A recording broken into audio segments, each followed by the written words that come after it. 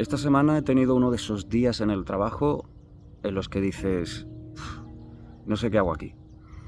Y estoy seguro de que todos habéis tenido días así en el trabajo. Y bueno, pues cuando uno tiene un día como esos, llega a casa y llega con esa sensación de pesadez, de desasosiego, ¿no?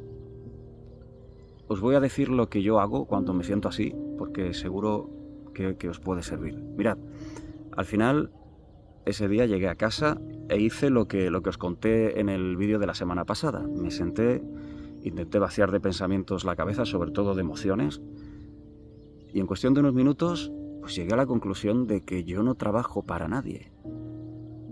Y tú no trabajas para nadie.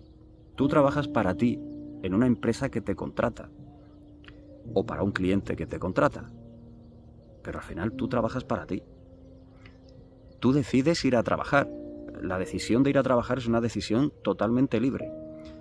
Y ahora a lo mejor muchos de vosotros diréis, ya, Mel, pero es que si no vas a trabajar no ganas dinero y no pagas el piso y no pagas la comida y no puedes hacer la vida que haces normalmente. Y eso es completamente cierto. La realidad es que en esta vida se necesita dinero y hay que ganarlo trabajando. Pero es que eso implica la libertad. La libertad implica tomar decisiones asumiendo el costo. Entonces, yo por supuesto no voy a dejar de trabajar y tú tampoco deberías. Lo que sí es importante es que seas consciente de que ir a trabajar es una elección. De que yo tengo la opción el lunes de decir, mira, no voy a trabajar, no voy más a trabajar, asumiendo obviamente el costo que ello implica. Pero que la opción la tengo y tú también la tienes. Pues la cuestión es que cuando te das cuenta del nivel de control que tienes sobre eso, que es muy grande, es decir, es una decisión tuya, dejas de tener la mentalidad de víctima, que es la que nos hace sentirnos así, y pasas a ser un actor. Dejas de ser espectador, pasas a ser actor. Dejas de ser víctima y pasas a ser una persona que controla sus propias decisiones. Si queréis, os cuento un poco para poneros en contexto, pues por qué llegué con esa sensación. Mira, yo soy maestro de educación primaria. Cuando tenemos un alumno que tiene necesidades educativas especiales o que presenta dificultades mayores que el resto, para que lo vean los especialistas hay que pasar por un infierno burocrático de unos 3 meses aproximadamente, aquí en mi país, ¿vale? En concreto en Andalucía, la comunidad autónoma donde trabajo, pues tienes que rellenar unos 8 o 9 formularios a lo largo de unos 3 meses, porque antes de que el orientador lo vea, el niño tiene que tener unas medidas concretas puestas por el profesor durante 3 meses, y si no se ha paliado pues esa dificultad, entonces el orientador cogerá todos esos papeles y todos esos informes que se han hecho y decidirá si hay que ver al niño o no. Claro, cuando es algo que es tan evidente y lo ves tan a ciencia cierta, pues te parece ridículo esto.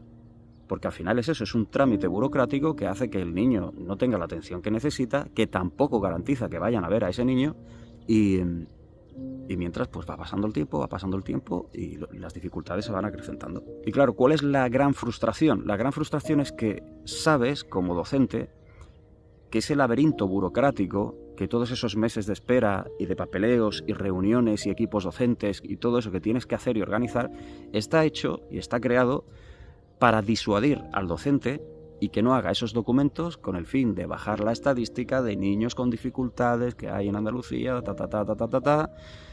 y bajar el número de alumnos que hay en la lista de espera, etc. Lo cual me parece algo malvado, de verdad. Entonces ese día del que os hablo, pues bueno, fue un día en el que tuve una pequeña discusión, el trabajo y todo esto, y llegas a tu casa con esa sensación, ¿no? ¿Para qué hago esto?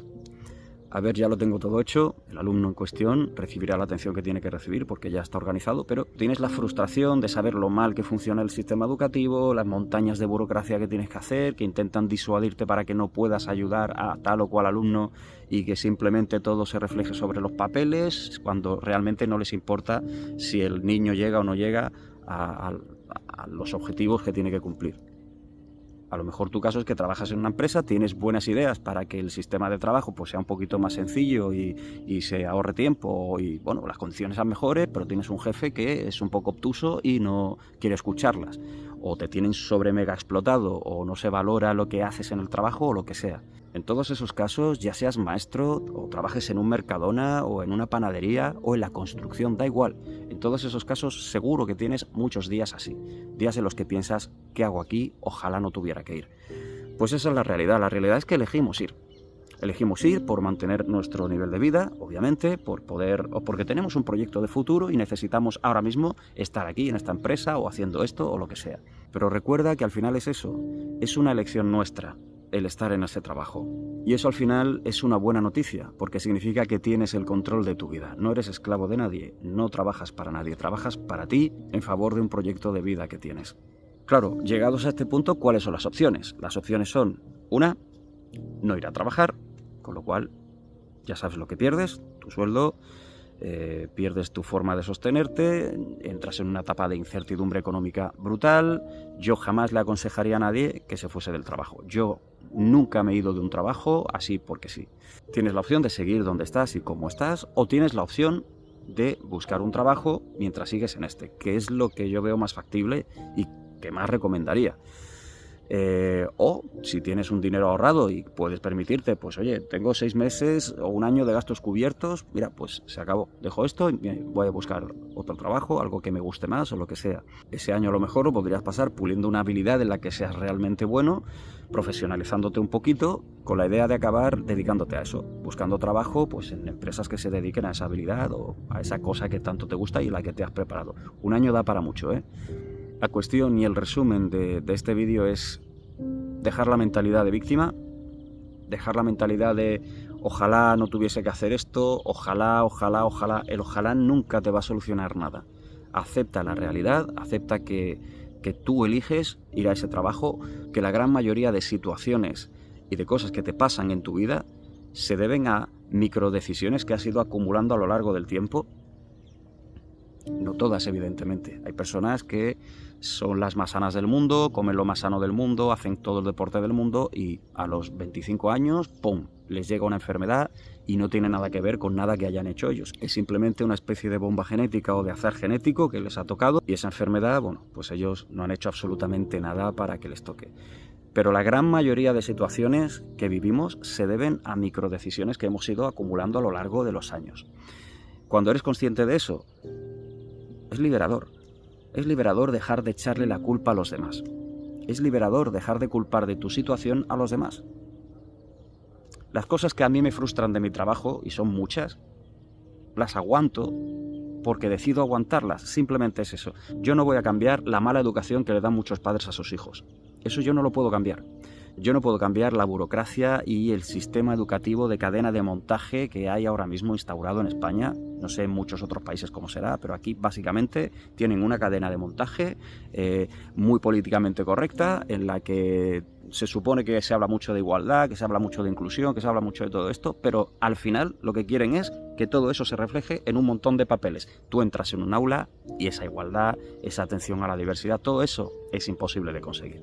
Es así, es imposible. Primero porque no hay recursos y segundo porque no es tan sencillo y realmente no somos todos iguales. Es así.